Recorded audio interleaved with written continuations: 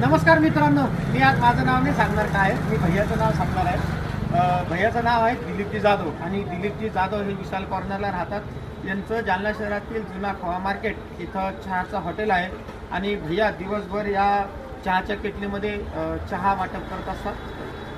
त्यांचं स्वतःचं चहा मसाल्याचं प्रोडक्ट आहे. ते स्वतः चहाचे मसाले अमृततुल्य चहाचा मसाला तयार करतात आणि नक्कीच मित्र मी आत्ताच त्यांची चहा पिली आणि पुन्हा एकदा तुमच्यासमोर पिणारच आहे. नक्कीच त्यांची चहा एकदम बेस्ट आहे, क्वालिटी एकदम चांगली आहे.